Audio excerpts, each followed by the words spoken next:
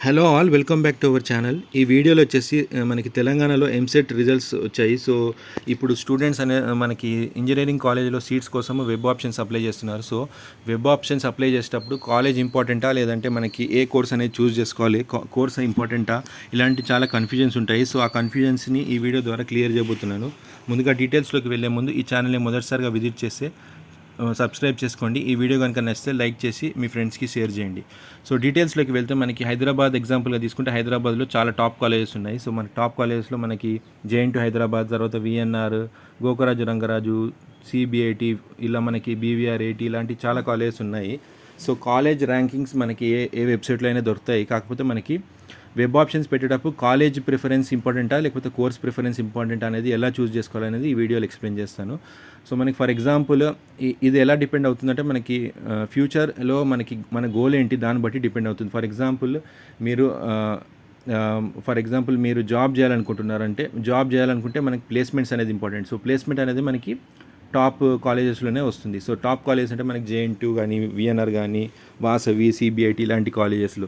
So top కాలేజెస్లో మనకి top 5 గ్రూప్స్లో బ్రాంచెస్లో మనకి సీట్ వచ్చిందంటే కంపల్సరీగా మనకి కోర్స్తో సంబంధం లేకుండా మనకి ప్లేస్మెంట్ అనేది దొరుకుతుంది. ఫర్ ఎగ్జాంపుల్ జేఎన్‌టీయూలో సివిల్ వచ్చినా మనకి ప్లేస్మెంట్ అనేది వచ్చే అవకాశం 100% ఉంటుంది.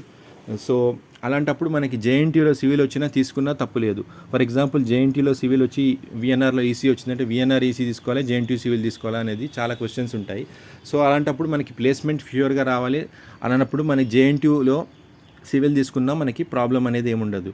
So for example top 5 courses ఎలా చూసుకుంటే మనకి ECE, triple E, CSC, IT, తర్వాత సివిల్, మెకానికల్, ఈ 5-6 కోర్సెస్ టాప్ కాలేజీలో తీసుకుంటే ప్లేస్మెంట్ అనేది మనకి కంపల్సరీ వస్తుంది. ఎందుకంటే మనకి top companies for example Infosys, CTS, Wipro, TCS, తర్వాత అమెజాన్, మైక్రోసాఫ్ట్ ఇవన్నీ కూడా జేఎన్‌టీయూకి తర్వాత ఇలా మనకి టాప్ కాలేజ్కి ఫస్ట్ వెళ్తుంది. తర్వాత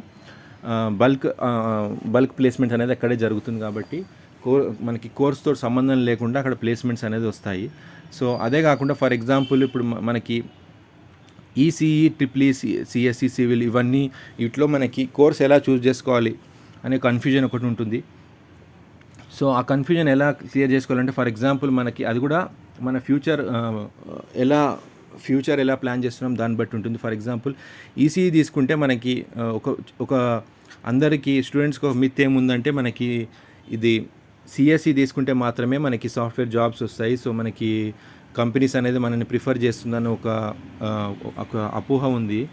సో అది కరెక్ట్ కాదు. యాక్చువల్గా మనకి ఈసీఈ కానీ, ట్రిపుల్ ఈ కానీ, సివిల్ కానీ, మెకానికల్ కానీ ఏ కోర్స్ చేసినా కానీ కంపెనీ ఒకవేళ వచ్చిందనుకోండి ప్లేస్మెంట్స్కి, వాళ్ళు కంపల్సరీగా మనల్ని ప్రిఫర్ చేస్తారు. సో వాళ్ళు చూసేది మెయిన్గా అనాలిటికల్ అబిలిటీ, తర్వాత సి లాంగ్వేజ్, దాని తర్వాత మనకున్న పర్సంటేజ్. సో మినిమం 60-70% మనము పాస్ పర్సంటేజ్ తెచ్చుకుంటే చాలు మన బీటెక్ చేసిన కాలేజ్లో.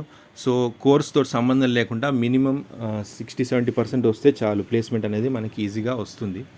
సో అలా చూసుకుంటే ఫర్ ఎగ్జాంపుల్ ఏ కోర్సుకి ఎలాంటి జాబ్ ఆపర్చునిటీస్ ఉంటాయి, తర్వాత మనకి ఫ్యూచర్ ఎలా ఉంటుందనేది చూడాలంటే ఫర్ ఎగ్జాంపుల్ ఈసీ ఇప్పుడు టాప్ గ్రూప్గా అందరూ ప్రిఫర్ చేస్తుంటారు. ఈసీ ఎందుకు టాప్ గ్రూప్గా ప్రిఫర్ చేస్తారంటే మనకి ఈసీలో electronics communication engineering, so electronics ఉంటుంది ప్లస్ కమ్యూనికేషన్ ఉంటుంది. సో కమ్యూనికేషన్ అంటే మనకి ఇది వైర్లెస్ కమ్యూనికేషన్, శాటిలైట్ కమ్యూనికేషన్ ఇలాంటి సబ్జెక్ట్స్ ఉంటాయి. సో దానివల్ల మనకి వైర్లెస్ రిలేటెడ్ జాబ్స్ ఆపర్చునిటీస్ ఉంటాయి, తర్వాత ఎలక్ట్రానిక్స్ రిలేటెడ్ జాబ్ ఆపర్చునిటీస్ కూడా ఉంటాయి. సో ఇది ఈసీ స్పెసిఫిక్ జాబ్స్. అలా కాకుండా మనకి ఫ్యూచర్లో ఏదన్నా ఎంటెక్ కానీ అలాంటి ఎంఎస్ కానీ చేయాలనుకుంటే మనకి ఆప్షన్స్ ఏంటంటే విఎల్ఎస్ఐ, తర్వాత కమ్యూనికేషన్స్లో మనము మాస్టర్స్ చేయొచ్చు. సో మనకి గేట్ ద్వారా కమ్యూనికేషన్స్లో మాస్టర్స్ చేసామంటే మనకి మంచి జాబ్ ఆపర్చునిటీస్ అలా కూడా ఉంటాయి. సో ఒకవేళ మీరు ఈసీ తీసుకుంటే ఎంటెక్ ఇన్ కమ్యూనికేషన్స్ చేయొచ్చు, ఎంటెక్ ఇన్ విఎల్ఎస్ఐ, సో ఇట్లాంటి డిఫరెంట్ ఆప్షన్స్ మనకి దొరుకుతాయి. కాబట్టి ఈసీ అనేది టాప్ ఆప్షన్. ఈసీలో మనకి సాఫ్ట్వేర్ జాబ్ ఆపర్చునిటీస్ నేను ముందుగా చెప్పినట్టు కంపల్సరీగా మనకి అన్ని కంపెనీస్ ప్రిఫర్ చేస్తాయి. సో మినిమం 60% మనకి స్కోర్ చేయగలిగితే చాలు. సో ఇంకో నెక్స్ట్ కోర్స్ వచ్చేసి మనకి triple E. So triple E అనేది కూడా ఒక మంచి కోర్స్ మనకి చూసుకుంటే electronics and electrical and engineering. So దీంట్లో మనకి చూసుకుంటే ఎలక్ట్రానిక్స్ ఉంటుంది, ఎలక్ట్రికల్ ఉంటుంది. సో మన ఎలక్ట్రికల్ రిలేటెడ్ సబ్జెక్ట్స్ ఉండడం వల్ల ఒక అడ్వాంటేజ్ ఏంటంటే గవర్నమెంట్ జాబ్స్ ఎక్కువగా ఉంటాయి ఎలక్ట్రికల్ సైడ్. మనకి పవర్ గ్రిడ్ కానీ, దాని తర్వాత ఇంకా చాలా కంపెనీస్ ఉంటాయి. ఆ కంపెనీస్లో మనకి ఎక్కువగా ఎలక్ట్రికల్ ఈసీ కంటే ట్రిపుల్ ఈ వాళ్ళని ఎక్కువ ప్రిఫర్ చేస్తారు. సో ఒకవేళ మీరు బీహెచ్ఈఎల్ ఇలాంటి కంపెనీస్లో గవర్నమెంట్ జాబ్స్ తీసుకోవాలనుకుంటే ఇలాంటి ట్రిపుల్ ఈ కోర్స్ చూస్ చేసుకుంటే మంచిది. సో నెక్స్ట్ మనకి సిఎస్సిలో ఉన్న ఒక అడ్వాంటేజ్ ఏంటంటే మనకి అన్ని కంప్యూటర్ లాంగ్వేజెస్ మనకి కోర్సెస్ అని మనకి నేర్పిస్తారు. సో దానివల్ల ఉన్న అడ్వాంటేజ్ ఏంటంటే మనకి ఫ్యూచర్లో సాఫ్ట్వేర్ కంపెనీస్లో జాబ్ వస్తుంది. కాకపోతే మనకి ఇంకా వేరే ఆప్షన్స్ ఎక్కువగా ఓపెన్ ఉంటాయి. సో మనకి ఈసీలో ఉన్నట్టు ఎలక్ట్రానిక్ సైడ్ వెళ్ళడం కానీ, లేదంటే మనకి కమ్యూనికేషన్ సైడ్ వెళ్ళడం కానీ, ఎలక్ట్రికల్ సైడ్ వెళ్ళడం కానీ అలాంటి ఆప్షన్స్ మనకి ఉండవి. సో సిఎస్సి చేసిన వాళ్ళు ఏదర్ మనకి జాబ్ చేయాలి, లేదంటే ఎంఎస్ చేయడానికి యూఎస్కి వెళ్ళాలి, లేదంటే MTech in computers related courses చేయగలుగుతారు. సో వాళ్ళు కమ్యూనికేషన్స్ రిలేటెడ్ కానీ, ఎలక్ట్రికల్ రిలేటెడ్ కానీ ఇలాంటి కోర్సెస్ చేయడానికి ఛాన్స్ తక్కువ. సో మనకి వీళ్ళకి ఎన్ని ఆప్షన్స్ జాబ్ ఆపర్చునిటీస్ ఉన్నాయో అలాంటి సేమ్ జాబ్ ఆపర్చునిటీస్ మనకి ఈసీఈ ట్రిపుల్ ఈలో కూడా దొరుకుతాయి. సో నెక్స్ట్ కోర్స్ వచ్చేసి మనకి ఐటీ కూడా మనకి almost similar to CSC. So just మనకి సిస్టమ్ రిలేటెడ్, కంప్యూటర్స్ రిలేటెడ్ కోర్సే ఎక్కువ కాబట్టి మనకి కంప్యూటర్స్ రిలేటెడ్ జాబ్సే ఎక్కువ మనకు ఆప్షన్స్ ఉంటాయి. ఫ్యూచర్ ఎంఎస్ ఎంటెక్ కూడా అదే రిలేటెడ్ సబ్జెక్ట్స్లో చేయాల్సి వస్తుంది. సో నెక్స్ట్ వచ్చేసి మనకి సివిల్లో మనకి ఉన్న అడ్వాంటేజ్ ఏంటంటే సివిల్ ఇంజనీర్స్కి ఎక్కువ డిమాండ్. ఎప్పుడు మనకి కన్స్ట్రక్షన్స్ అనేవి జరుగుతుంటాయి, గవర్నమెంట్ ప్రాజెక్ట్స్ కానీ, తర్వాత ప్రైవేట్ ప్రాజెక్ట్స్ కానీ. సో సివిల్ ఇంజనీర్స్లో వాళ్ళకి ఉన్న అడ్వాంటేజ్ ఏంటంటే సివిల్లో ఆప్షన్స్ ఉంటాయి. దాని తర్వాత మనకి సాఫ్ట్వేర్లో కూడా వీళ్ళని ప్రిఫర్ చేస్తారు. కాకపోతే సాఫ్ట్వేర్ వీళ్ళని ప్రిఫర్ చేసేది ఏ కాలేజెస్లో అంటే టాప్ 10 to 15 కాలేజెస్ మాత్రమే ఎక్కువ ప్రిఫర్ చేస్తారు. సో 15 తర్వాత ఉండే కాలేజెస్లో సివిల్ చేస్తే మనకి కొంచెము ఏంటంటే ర్యాంక్ ఎక్కువ ఉన్న వాళ్ళే ఎక్కువ సివిల్కి వెళ్తారు కాబట్టి మనకి ప్లేస్మెంట్స్ ఎక్కువ వచ్చే అవకాశం ఉండదు. సో టాప్ 10 కాలేజెస్లో సివిల్ వచ్చి తీసుకొని ప్లేస్మెంట్ ఇంపార్టెంట్ అనుకున్న వాళ్ళు తీసుకోవచ్చు. సో మనకి వెబ్ ఆప్షన్స్ పెట్టేటప్పుడు ఎలా వెబ్ ఆప్షన్స్ పెట్టాలంటే టాప్ 10 కాలేజెస్లో మనకి ఫస్ట్ ఈసీ వస్తే అన్ని టాప్ 10 కాలేజెస్లో ఈసీ అని అన్నిట్లో ఈసీ సెలెక్ట్ చేసి నెక్స్ట్ మనకి ట్రిపుల్ ఇలా సెలెక్ట్ చేసుకోవాలి. కొంతమంది ఏం చేస్తున్నారంటే వెబ్ ఆప్షన్స్ పెట్టేటప్పుడు ఫర్ ఎగ్జాంపుల్ జేఎన్టీయూలోనే ECE triple E CSC civil అన్నీ కలిపి పెట్టేయచ్చు. అలా పెడితే ఏంటంటే మనకి ప్లేస్మెంట్స్ అనేది ఇంపార్టెంట్. అంటే ఏ కోర్స్ వచ్చినా కానీ మనం ఎన్టీయూలో జాయిన్ అవ్వాలనుకుంటే అలా ప్రిపేర్ చేయొచ్చు.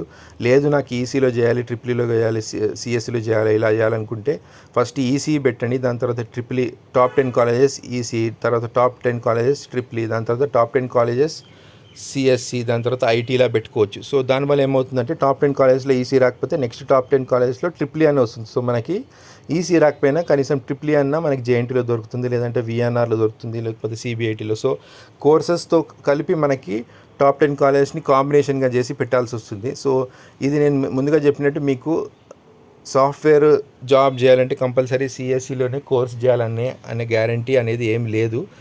కంపెనీస్ కూడా అలా ఏం చూడవు. సో మీకు టాప్ 15 కాలేజెస్ వరకు ఏ కోర్స్ చేసినా కానీ మీకు జాబ్ ఆపర్చునిటీస్ కంపల్సరీగా ఉంటాయి. ఏంటంటే మనకి ఒకవేళ ఎంటెక్ చేయాలనుకుంటే గేట్ రాసి ఎంటెక్ చేయాలనుకున్న వాళ్ళు మాత్రము ఆ పర్టికులర్ రూట్లో వెళ్ళాలనుకున్న వాళ్ళు కంపల్సరీగా కోర్స్కి ఇంపార్టెన్స్ ఇవ్వాలి. ఒకవేళ మీరు కమ్యూనికేషన్స్లో కానీ, ఎలక్ట్రానిక్స్లో కానీ, ఎలక్ట్రికల్లో చేయాలంటే ఈసీ కానీ ట్రిపుల్ కానీ తీసుకొని అప్పుడు మీరు అది చూస్ చేసుకొని ఫ్యూచర్లో ఎంటెక్ చేయొచ్చు.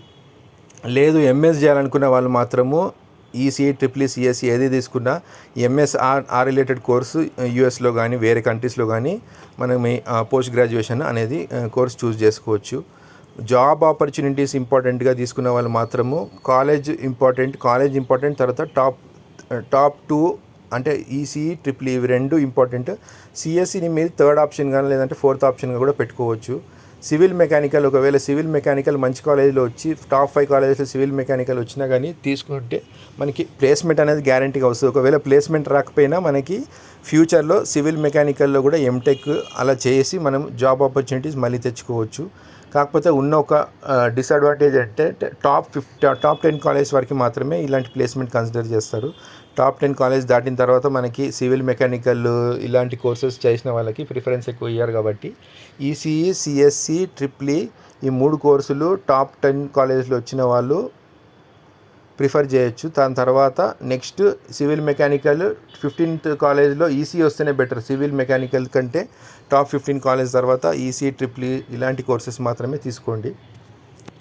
సో ఇదండి. Thank you for watching my video.